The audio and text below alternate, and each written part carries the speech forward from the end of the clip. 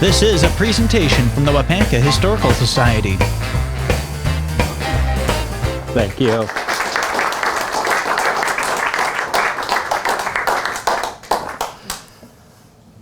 Thank you, Tracy.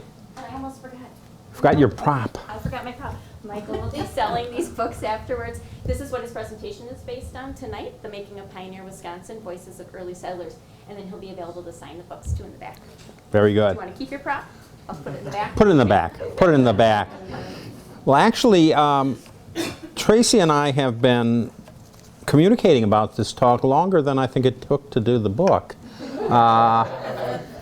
It was actually in 2019 is the first piece of email in my files where we talked about it and scheduled it and got it on the calendar, made sure enough time. In April of 2020. I think we were doing something in April of 2020, but then we were sure that we would be able to do this 2021. So let's schedule it for that. And now it's May 2022, so I'm delighted to be here and finally meet the person that has only been these wisps of bits and bytes across the internet back and forth. And it's great. A British novelist, L.P. Hartley, started his novel called The Go-Between with these words: "The past is a foreign country. They do things differently there." And I thought that really catches much of what we see in history, whether it's be the technology or the customs or the simple things like photographs. You look at early daguerreotype and people are like that, right? No smiles, very, serious. Even when they have amateur photography, early 20th century, the people learned that's what you do with a photograph. You stand like that. And now what do? Someone snaps it, you get the smile, right? It's a different country. They do things differently there. Important lesson to remember: we don't judge the past by today's standards. But, and there's always a but in history, the danger of emphasizing that too much is that we have many shared experiences, feelings, experiences, emotions that often don't get caught in history. And that's what's really interested me about the pioneer experience. I'm not interested in the politicians and the generals and the names.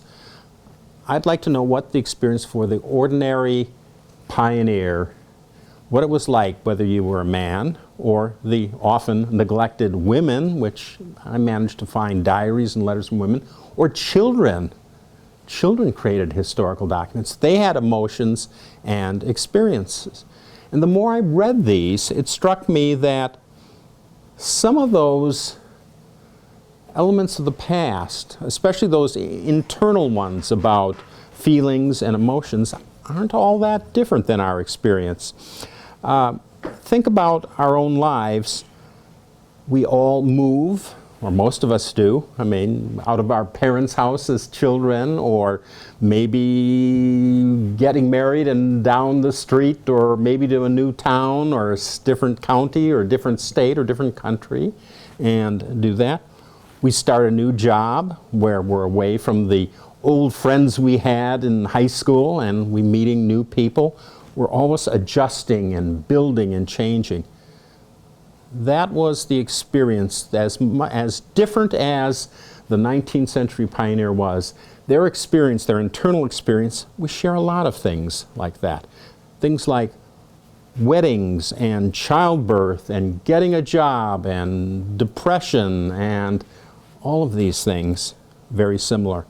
And so what I did is I looked through the experience of the people who came to Wisconsin between 1830 to 1850. You can argue about the dates, but that's the growing period. In 1830, Wisconsin had very few people here. There were more Native Americans than white people there. 20 years later, when between 1/2 and 3/4 of a million people came into this place named Wisconsin, where the white population outnumbered the native population 50 to 1, you have this massive change. We talk about stress of change. 750,000 people did that.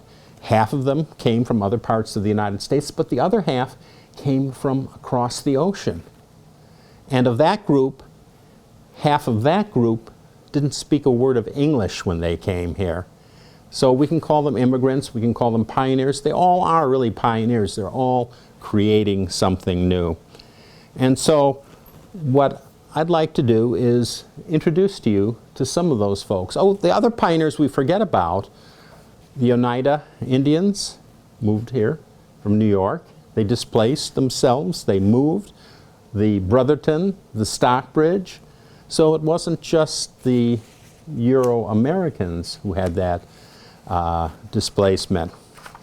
So let me introduce you to a few of the people in my book, and I've gathered some of their own words in their letters and diaries and interspersed that with my narrative. Christian Traugott Ficker came from Saxony, you can kind of tell with that name, settled in Mequon, made a little money as a musician on the side, most of it from his farming. He was the, and I'm dating myself, the Dear Abby of his time. Those who don't know Dear Abby, he's now what, Dear Carolyn or Dear the gossip columnist, right? He loved giving advice. If you wanted to know something, he would give you advice. If you didn't want to know something, he'd still give you advice. In fact, he loved giving advice so much he wrote a book about it called The Friendly Advisor, for all who would emigrate to America, and particularly to Wisconsin. He's hinting that if you're coming to America, you might as well come to Wisconsin, because that's the best, and I'll tell you why. You know, he would tell you where's the best place to get a ship, and then once you came into New York, you can go to Wisconsin this way, or you can go this way. Now, this way you're going to save money, but in the end you're going to go back to this way, because you're going to be disappointed with this vendor, so you might as well do it this way. Speaking back to people there, he said, if you're a doctor, come to Wisconsin, there's going to be plenty of work. But if you're a lawyer, ask yourself, can you swing a 6-pound axe? Because that's the only way you're going to support yourself here in Wisconsin. You're not going to, your law degree is, you better remain in Germany. 3 pieces of advice, though, stand out, and I think they're still relevant today. One is, don't be proud. He says, don't imagine when you step upon American soil, people will marvel at you as such an extraordinary worker, such a knowing artist, such a great scholar. Your work, your art, your learning. There are plenty of extraordinary people in America. Don't be vain or puffed up. You'll make yourself a laughingstock. Instead, learn, and in time you will do all right. Good advice. Commonsensical. His second, not everyone agreed with this, was stop being a German, be an American. Idea that, you know, don't keep talking about, oh, it was so much better in the old country, you know, and here it says, oh, the beer was better there and that. You know, don't do that. Ole Munch Rader, a Norwegian, disagreed with that. He says, yeah, let him become an American, but that doesn't prevent you from remaining a Norwegian for a long time to come. You know, a disagreement there. And the last one, which really applies, know what you're talking about before opening your mouth. You know, isn't that good advice? That still holds. So what did the pioneers talk about when they're talking to themselves and among themselves and folks back home? What were they thinking about? Well, think a little bit about what do we talk about. You know, I was wondering whether it was going to be raining. You know, the forecast looked like we were going to have thunderstorms right about this time, but and I really like this weather now. It was, oh gosh, it was hot. So what did Ficker say about the weather? He had comments. In Wisconsin, the summer heat is oppressive. The winter cold is pretty severe.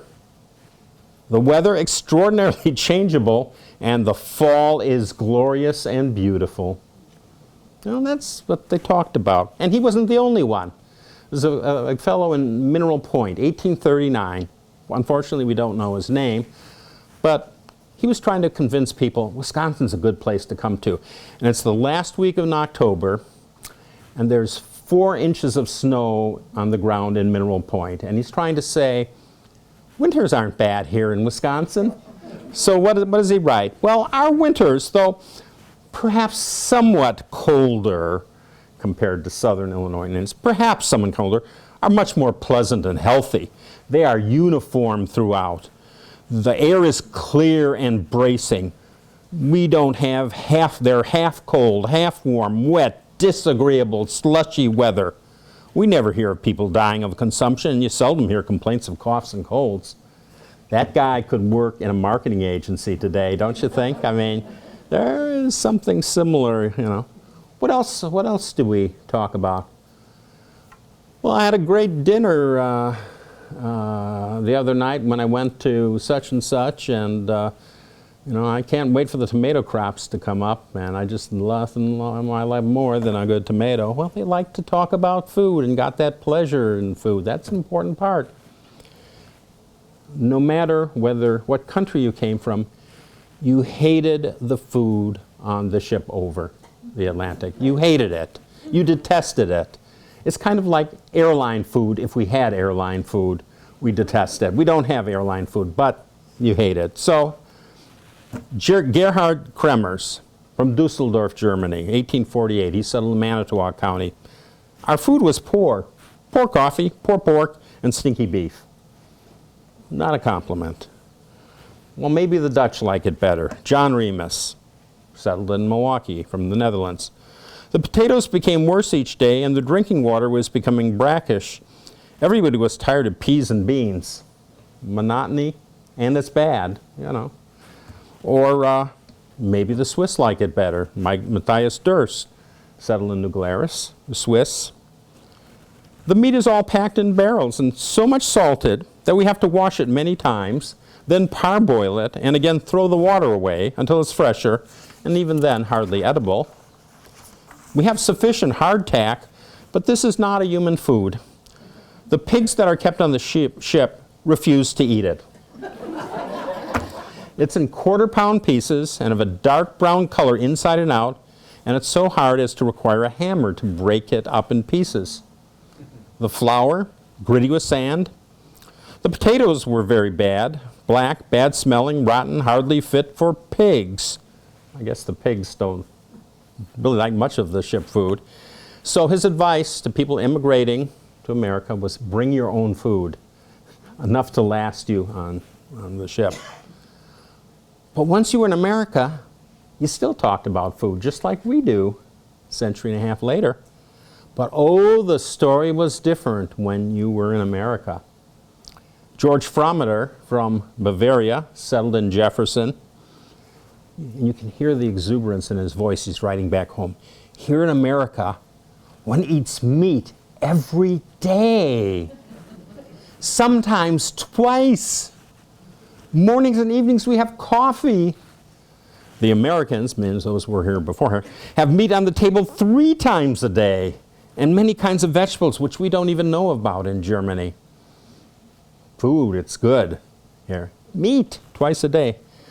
John Frederick Diedrich of Manitowoc, came from the Ruhr Valley, wrote back about the abundance of food. He writes about his day. He spends the morning, as a custom, working on the farm, comes in for dinner in the midday, not lunch, but that would be their main meal. Then they'd go back out, and then the evening they would have something light. So I pick up at coming back in. Towards noon we return to the house. Mother has white beans with bacon, or bean soup with bacon, or rice soup with bacon, or barley soup with bacon, or flour dumplings with bacon, which last constitutes our Sunday meal also. Then in the evening, we go back out and come back home, and we treated ourselves with black coffee, dry bread, and bacon. There's a message there. We've got meat. We've got meat every day. It may be monotonous, it may be the same, but we've got meat here. Things are good here in America. The other message you get is describing Wisconsin as this kind of magical place. You've heard about Wisconsin, but you want to get there. You want to see it. Henry Eggleston, who was from Vermont and New York, later lived in Appleton and Ripon. Was working his way across the country, making enough money to move a little farther. He left his family, his wife, and I think his eldest child back in New York. And when he had enough money, he would send for them. So he's working in Illinois, and he's starting to get this Wisconsin fever, and he's on the job, and he writes home, he says, you know, I got thinking about Wisconsin. And the more I thought about it, the more I wanted to see it. So I went to the shop, collected my money, couldn't wait till Monday, headed out. I had to get there. And he meets a relative there, and they have a little daughter, and writes back, he says, I met the little badger. The little badger, that early, 1840s. For children, the trip was exciting. I found a diary of Sarah Foote, who was a teenager who came from Ohio with her family to Winnebago County. And she kept a diary, very mundane kind of things, you know. I felt kind of sad as we passed the schoolhouse. I wasn't going to see my friends again, but there were adventures. Sometimes maybe a wheel would break and Pa would have to go and fix it, and we get to camp outdoors because we didn't get to, and it was all kind of exciting. Finally, they get to Wisconsin, and she ends her diary. So now here we are, all of us, ready to begin life in the woods. Doesn't that remind you of another little Wisconsin girl, you know? Laura Ingalls Wilder, you know? Ready to begin that life in the woods, that excitement that children have. We forget about them, but this too, they were part of it. Adults weren't quite as tolerant of discomfort. Charles Minton Baker, one of the attorneys who did come to Wisconsin to work, came from Vermont, and he took part land, part water routes, and on the water route, he's describing sitting on deck of the ship and listening to crying and scolding and snoring and groaning. It's a scene which I do not soon wish to experience again. He didn't. He stayed in Wisconsin. Then there's a matter of adjustment. So one of the interesting things we don't think about is the gender imbalance. There were 8 men for every 5 women in Wisconsin in 1840. And most of these were young, single men. What do young, single men talk about and think about? They think about young, single women that aren't around because there are too many other young, single men. So he writes back to John Hodgson in Iowa County, and he's from Yorkshire in England, and writes back, girls are very scarce here. They are all bachelors around us. Tell them back I could be very much at home if I could have a missus around. Well, a man's free here, and there are several rich widows, but I'm the poorest man in the territory. Bring a flock of lassies with you. And speaking of women's role, there too is a piece of that history that needs to be told. We have several women. One, Sarah Leach, who was a member of the Brotherton Nation, who married a white soldier. He deserted her, and so she petitioned for a divorce because it meant she no longer could return to the tribe and claim her part of the land. A very sad story. There are happy stories. Veronica Curler Frank, 24-year-old, has a whirlwind 3-week courtship and marries a German-speaking merchant from Milwaukee. Engaged only a couple of weeks. She never met her in-laws, and so she writes them a letter saying, "Hi, I'm your new daughter-in-law." And she describes her wedding, of course, very different in style than today's weddings. You know, you buy that one dress, probably a black dress, so you could use it for funerals, right? You know, and you and your intended and 2 witnesses go to the church, and they do their thing and come back home, and you've got dinner outside and a band maybe, if you're lucky, to play for some dancing. And then for your moon trip, you go to Milwaukee and start keeping house.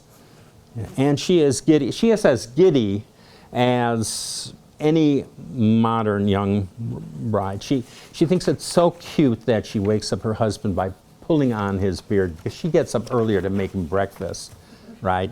So, you know, she's makes him breakfast, and then she returns to her kitchen at 10 in the morning to start preparing dinner. This is, remember, the main meal, right?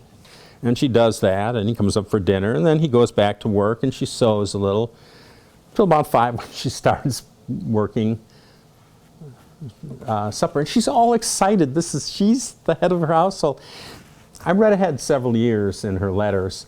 She doesn't have that excitement 3-4 years now about, you know, making all those meals. It's just not, somehow the newness is worn off, but very contemporary in terms of the feelings and the emotions. On the other side, there's a lot of emotional suffering that goes on that's sometimes hard to catch. One that I found really touching was Florantha Sproat. She was a minister's wife living up in the Apostles' Islands. She was pregnant there, gave birth, stillbirth. One of her children was born dead. And she writes back to her mother, "Had there been a skillful physician at hand, they might have saved our child. My heart hungers for our babe." You can feel the pain of that. Poor Florantha later on, when she found that her husband was unfaithful, her minister husband was unfaithful to her, this added to the difficulties of her life. Elizabeth Therese Baird, born of British, French, and native ancestry, a talented woman, but she marries at age 14, and she found it difficult because her husband was an attorney. He would get on the horse, ride away, come back, and she didn't speak English yet. And so she writes, "As I did not talk English, speaking only a few words, understanding a little, conversation with my neighbors wasn't interesting to me, and so my life became very solitary. My husband would mount his horse directly after breakfast. I would not see him until near the end of the day. I shed many tears, I cannot deny." And then in another letter where she writes back to some of her cousins from growing up that she knew that was hard to leave, she says, "You can't imagine how very lonely I feel. I am now at liberty to give way to my feelings. I want to see you so today that I do not know what to do. I know you will feel sorry to hear I am in such low spirits. I had the blues most horribly." What do you think? We would call it depression today. An experience of a young woman in a place where she can't speak to people and away from her friends, and very similar, but not restricted to women. Joseph Street, he was working in Prairie du Chien. He left his family back, his wife and children, back in Ohio, I believe. And he writes about his loneliness in 1827, the death-like silence in the evening in his home, and the dark feelings he has. So it's not one gender there either. My favorite woman in here is a woman named Racheline Wood Bass. Actually, she's my favorite person, not just my favorite woman, she's my favorite. She's the one I'd want to have a conversation with. She must have been remarkable. She was 28 years old. She was the only member of her family who decided, I'm going to move west to Wisconsin. So she goes, not on her own, but I'm sure with others unrelated to her. 28 years old, school teacher. And that's what she does. She gets a job teaching school. I would swear that Racheline talked to teachers today, because she talks about the day after the final day of the semester. She's done teaching. She teaches the real, what we probably would call kindergarten today, or first or second grade. And she says, "You cannot well imagine my joy which I experienced the succeeding day. I felt as though my shackles were off, as though I was as free as a bird in the air. I was not required to be in school the next day, the next week, or the next month."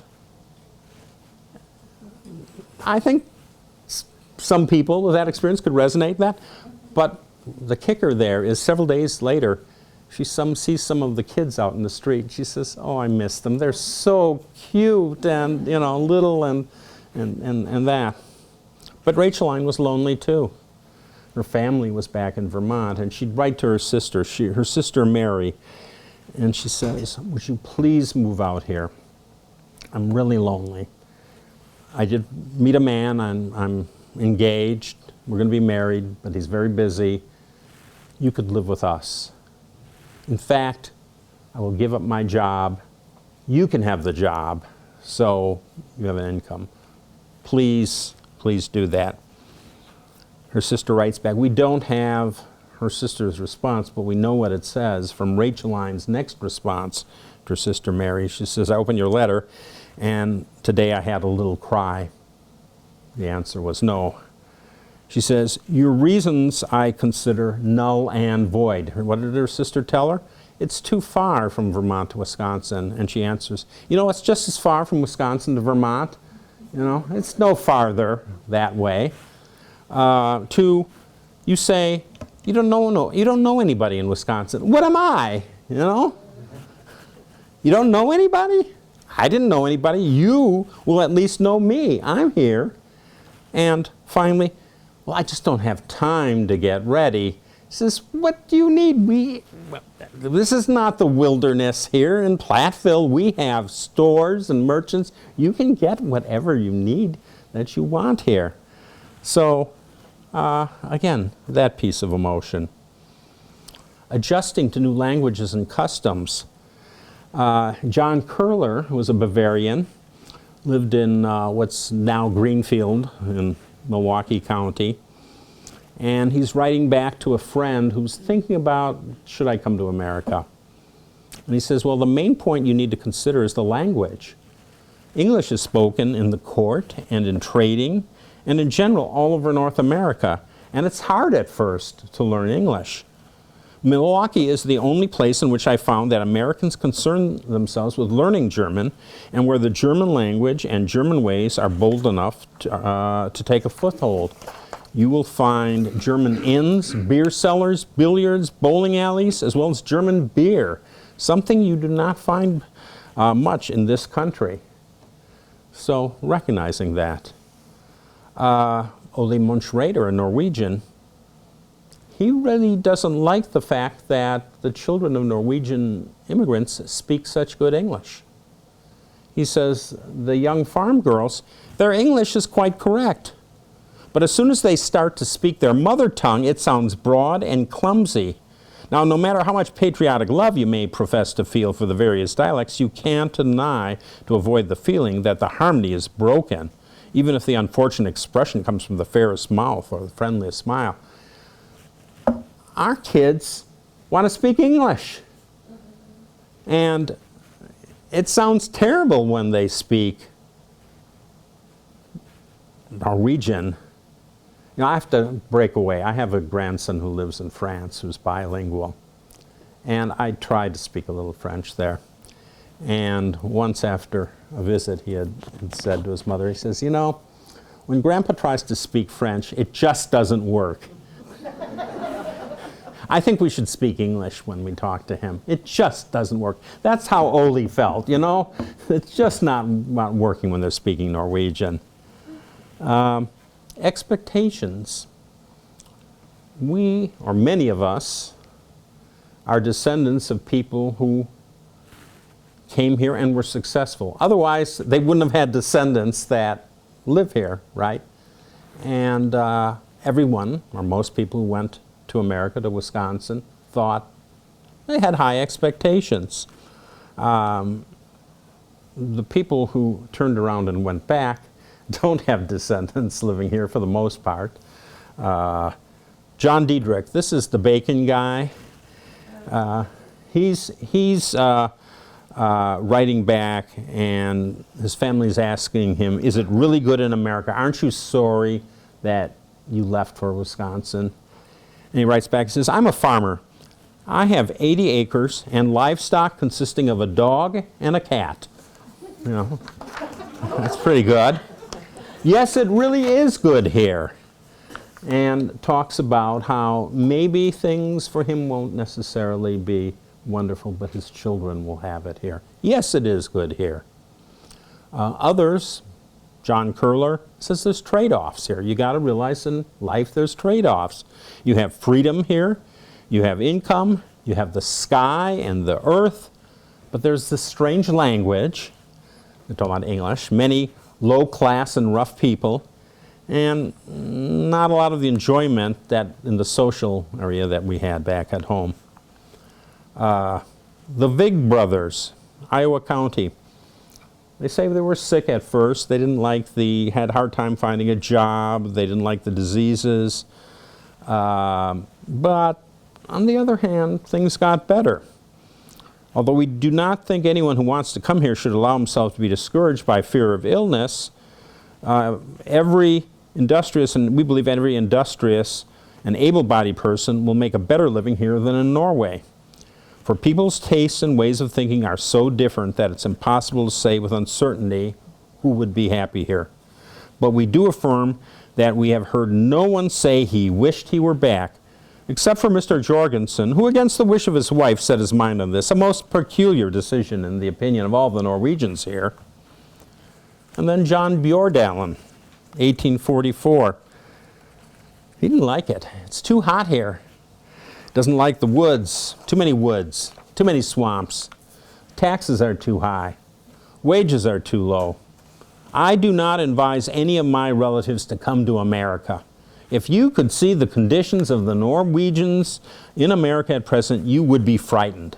No Norseman is ever going to be happy here. In conclusion, in case you didn't get the message, my relatives, do not think of coming to America at all. So, expectations, reactions varied. And John Kerler pointed out one gets accustomed to everything by and by, and that's adaptation, and I think that's emotional response we have.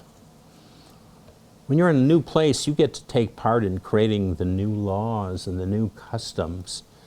And for Wisconsin, with its history of brewing industry, liquor was a big issue in the 1850s. There were people who wanted to adopt prohibition law, ban the manufacture, sale, and sale of alcohol. And there were massive petition drives, largely from the New Englanders and the New Yorkers, but not just them. And they saw the problems with drunkenness, and they were real problems. A minister, Presbyterian in Prairie du Chien, said there's more drunkards in this village than any place I ever saw. Drunkards and drunkenness is always multiplying. But there were others who opposed this, especially among recent immigrants from Germany. There was a group, they called themselves the German Housewives of Milwaukee, and they put together this petition.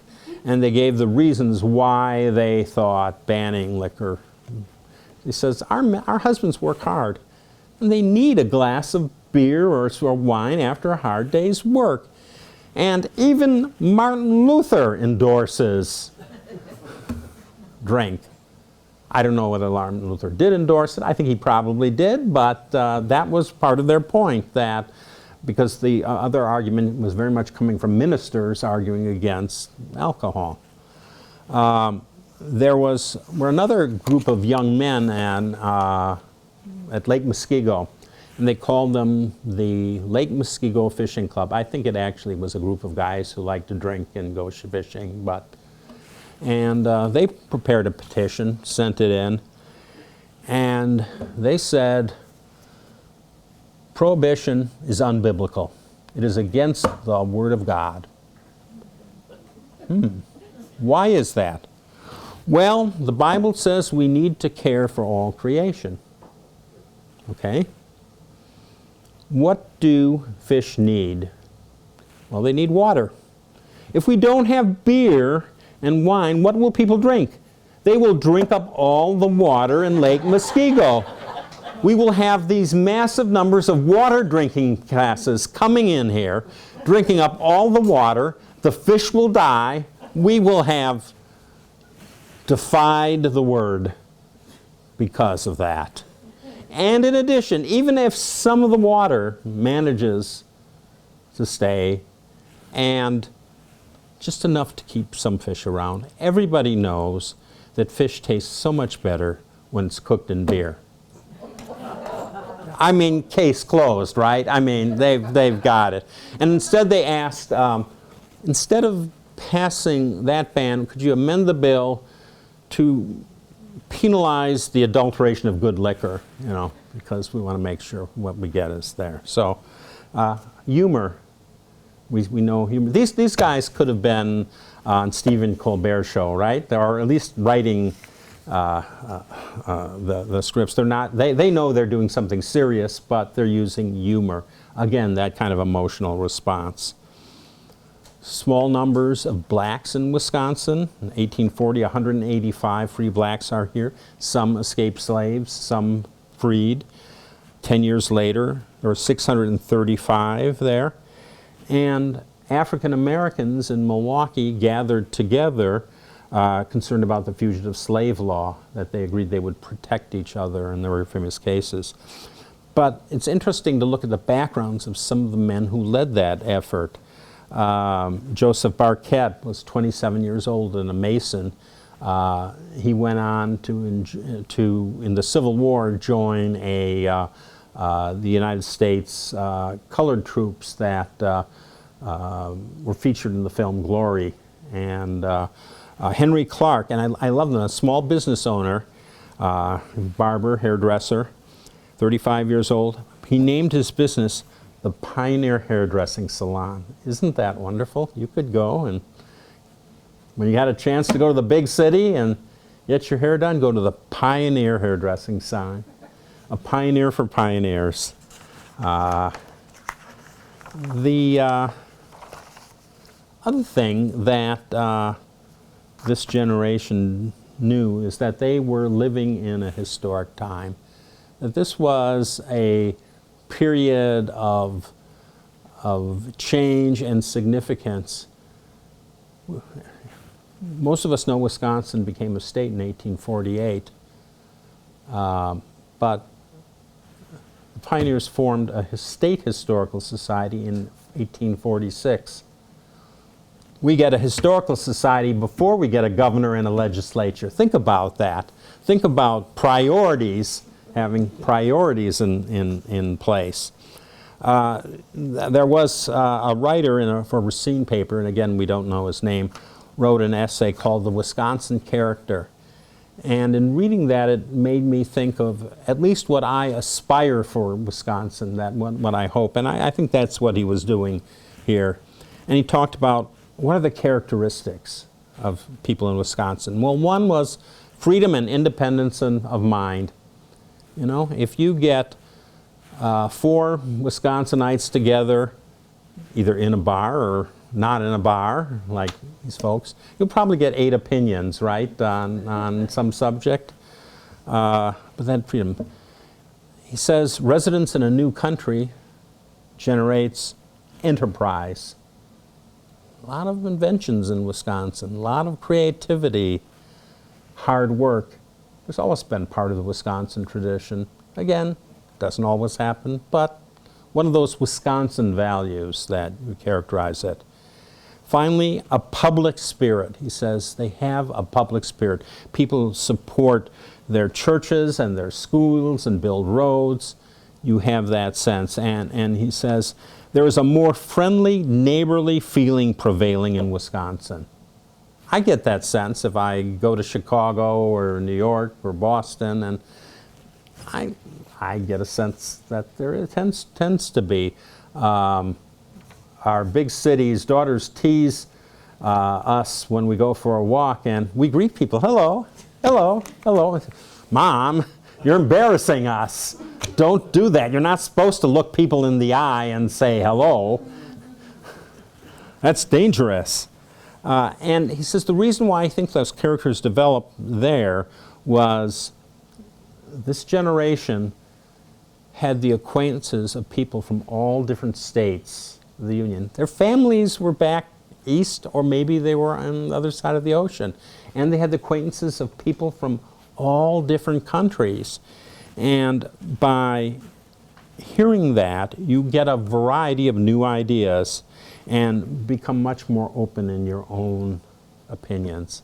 And that, too, I think, is part of the best of Wisconsin, the Wisconsin that we aspire to. So I hope you've enjoyed these folks that you met. If you have a taste for more, I have copies of the book where there are more of these Wisconsinites telling you their story. So thank you so much.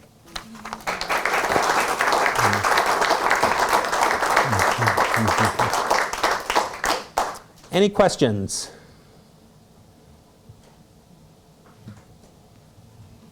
Yes? How did you find your stories? Wisconsin Historical Society has been in business since 1846. And what was so different about this society, the Wisconsin Society, compared to the Massachusetts Society, is it collected the records of ordinary people. Massachusetts has the Adams Papers and the Quincy Papers and the great men. Wisconsin was collecting accounts of ordinary pioneers, of women, of Indians, right from the very beginning. In fact, Lyman Draper was first director during the beginning of the Civil War. He sent out a circular letter to Wisconsin soldiers saying, would you keep a diary and maybe think about giving it to us when you come back from the war? Or would you think of maybe giving us their letters? So it's that long, long tradition of collecting contemporary events which will become eventually historical. And that tradition continued into the 21st century, where it happens. In the 1960s, there were students collecting the records of the SDS, stopped by the Chicago police and saying, well, the governor will let me, you can get into this van if the governor of Wisconsin says you can. Or we published a few years ago a collection of letters and remarks of Wisconsin Iraq War veterans, where we were collecting it. A book that I put together about 20 years ago, and one of the earliest ones, called Voices from Vietnam, the stories of Wisconsin Vietnam veterans. In fact, man in that book, Fred Flom, I read his Waupaca obituary, wrote the only smuggled out of Vietnamese POW camp where he spent 7 years as a POW, kept a diary there. We were the first to publish that diary. The original is in the Library of Congress now. But so it's that tradition, which is a long way of saying, how did I get it? Wisconsin has this amazing historical societies. The second thing is, at the same time, there were generations of scholars who were interested in the immigration experience. And so if you write a letter about your experience here back home, we're not going to have a copy here. People didn't save copies of their letters. But you had generations of scholars in Germany and in the Netherlands and Switzerland and Norway who found those letters, which were maintained by the families, or in some cases families sent with the newspaper. They want to find out, what did Andreas do? And they published translations of them. And so I'm indebted to that generation of scholars and researchers in the late 19th century who realized this is historical stuff, and did that work. And the Wisconsin Historical Society's history library is the largest freestanding American history society in the world, second only behind the Library of Congress. So we are very fortunate to have that. And then I think a third source is if you came from New York to Wisconsin, again, you'd write back. And in pre-internet, how would you share this? The newspapers were the Facebook of the 19th century. You got a letter, you read it, you took it down to the newspaper office. The newspaper office would publish that letter about what the people were doing. So very long and about answer, but gave me a chance to brag about our state's commitment to history. Yeah? Most of the pioneers traveled by water.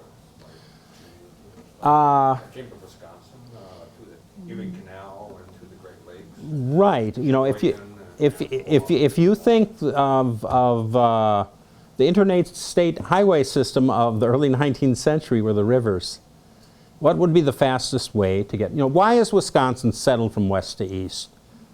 Most states get settled east to west. Well, what's the fastest way to get there? You take the Erie Canal west, you go down to the Ohio River, you pick up a boat there, you hang a right near St. Louis, go up to Wisconsin, Prairie du Chien. That's the fastest way to get there. Land is excruciatingly slow and long. There were others who did choose to take a mixture route of partly Erie Canal, partly some primitive stage coaches moving west. The father of this little girl, he just packed up his belongings and family in a wagon and drove his wagon from Ohio to Winnebago County. That was a long, long and uncomfortable ride. Others might make it to Michigan and go across Lake Michigan. So yes, you're right. That's the system. Another case of past is a foreign country. They do things different there. And they complained about it too, in which case it's the same. The emotion is the same. But yes, thank you. Good point. Well, thank you very much. I really enjoyed it, and I'll be at the table there if anyone wants an autographed book, and I have a few of the older titles there too. Thank you.